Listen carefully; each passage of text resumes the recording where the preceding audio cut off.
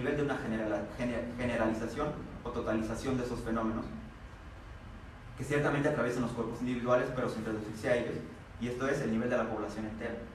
El poder toma bajo su cargo precisamente este eje horizontal de los acontecimientos. Su actividad se plantea como regulación de la física de los encuentros. Ciertas cosas ocurren en este eje y el gobierno consiste en saber reconducir o maximizar lo positivo y anular o minimizar lo negativo. Tal es el sentido de un acto gubernamental. La gubernamentalidad se plantea como una tarea cuyo objetivo es asegurar la salud de la circulación misma. Ahora, ¿qué es lo que impulsa la física de la circulación y del encuentro entre los elementos que la componen, es decir, entre los cuerpos? Más allá de la imprevisibilidad de los comportamientos singulares, todo individuo es movido a actuar por su deseo, de tal modo que el gobierno de la población puede plantearse como intervención sobre esta materia, como la producción de, por ejemplo, un interés colectivo manejable en función de asegurar la efectividad de la circulación.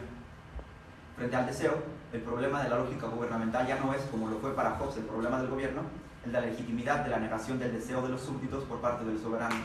El problema ahora es el de los límites dentro de los cuales habrá de ser activado el deseo.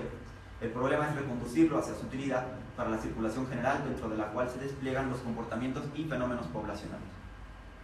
Lo específico del biopoder gubernamental y la razón de su fuerza es la adopción de esta perspectiva global sobre su objeto, es decir, el abordaje inmediatamente social de la potencia bajo la figura de la población.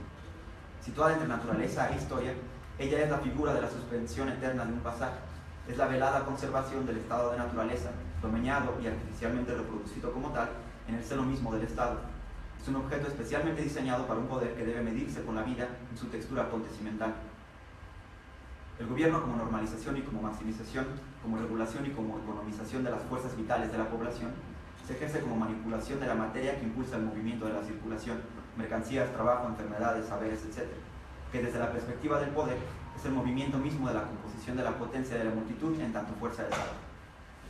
Es virtud de la ontología espinosista haber expuesto el fondo ontológico de esta materia, la dimensión de la afectividad como fuente misma de determinación del deseo, es decir, de la potencia.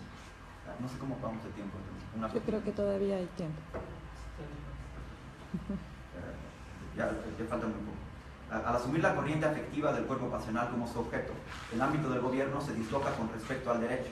La materia afectiva sobre la que el gobierno ha de ejercerse es imposible de ser capturada y normativizada en términos jurídicos. La ley se vuelve impotente y solo la fuerza que le subyace, desvinculada ya de cualquier sujeción instrumental al derecho, es ahora capaz de dominar esa materia. La decisión soberana, cuya autoridad reside precisamente en esa fuerza excepcional, desprovista de cualquier contenido jurídico positivo, se desplaza y diluye en el mecanismo continuo e inmediato de la composición del cuerpo pasional de la multitud. Ahora, lo excepcional era para Carl Schmitt aquello que valía la regla, lo no previsto en la ley, el acontecer de algo fuera de la codificación generalizada, racionalista e inductiva de la vida social en el derecho. Era, para decirlo brevemente, la vida misma. Este carácter acontecimental de la vida social se expresa ante todo en la economía, es decir, en el ciclo de reproducción del capital, para el que la productividad creativa de la potencia resulta fundamental. De este modo, la manifestación normalizada y normalizadora de la excepción, frente a la cual la lógica del capital se muestra como poder impersonal de decisión, como la nueva soberana, es la economía. Es ahí donde se constituye cotidianamente la normalidad sobre la cual el gobierno es posible, ahí donde se expresa y despliega la fuerza de la vida efectiva, en las palabras de Carl Schmitt, que en todo el momento del poder ya ha capturado para su propio uso. La economía es el espacio de la normalización, pero sobre todo de la realización de la excepción como paradigma de gobierno. En este terreno, el poder se ejerce gubernamentalmente como disposición inmanente y estratégica de las fuerzas productivas que componen la potencia de la multitud. Podemos caracterizar entonces el estrato ontológico de la biopolítica como el de la multiplicidad de encuentros y choques entre cuerpos que define el campo de la gubernamentalidad. El objetivo del biopoder no es la mera reproducción y conservación de la vida en tanto vida, sino la inscripción de la potencia de la multitud en una relación funcional de servidumbre.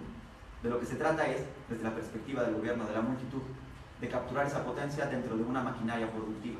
El poder deviene biopoder en el momento en el que su objetivo es transformar a la multitud en el cuerpo productivo del capital.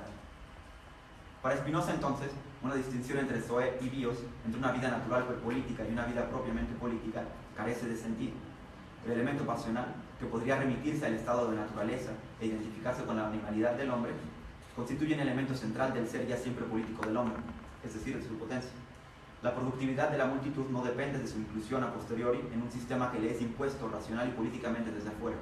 Esa productividad es ontológica, y reside en el hecho mismo de su ser siempre un grado de potencia, es decir, una cierta capacidad de actuar y de pensar, social, cultural, económica y políticamente condicionada. En este punto, hablamos de un biopoder que se ejerce en instancias dispersas y estratégicas como manipulación de la corriente afectiva del cuerpo de la multitud. La decisión sobre el valor de la vida se traslada del ámbito de la soberanía estatal al de la economía. Lo fundamental no es ya la división interna de la vida, en virtud de que ésta sea convocada a presentarse en su desnudez frente al soberano, sino la inscripción de la potencia en el aparato productivo del capital. Aquí, el vínculo genealógico entre el biopoder y la lógica del capital señala el criterio de decisión sobre el valor de la vida. Es la productividad para el capital de la potencia lo que determina su valor. Para terminar, sin embargo, debemos decir que al hablar de la ontología de lo biopolítico sugerida en Spinoza, no podríamos detenernos aquí.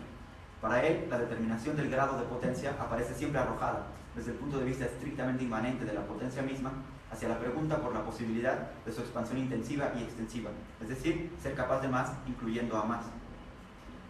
En Spinoza, ontología y ética, potencia y libertad, aparecen inmediatamente articuladas desde el momento mismo en el que el impulso existencial de la potencia no es el mero ser, sino el ser siempre todo lo que se puede ser. Los términos centrales de esta articulación, en los que se juega el sentido mismo de la política, son los de una afirmación y constitución de la potencia en sentido expansivo.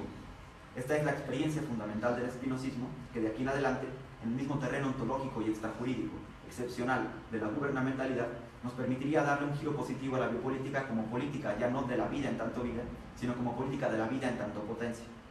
Más allá del vínculo moderno entre capital y biopoder como principio de organización del cuerpo social y de subsunción de la potencia productiva de la multitud en una relación de explotación y servidumbre, Spinoza nos invita a pensar una biopolítica activa, entendida como la invención y organización de un espacio afectivo y efectivo, inmanente y autónomo, en el que la multitud pueda constituirse un cuerpo político fundado exclusivamente en su deseo, esto es, en su potencia.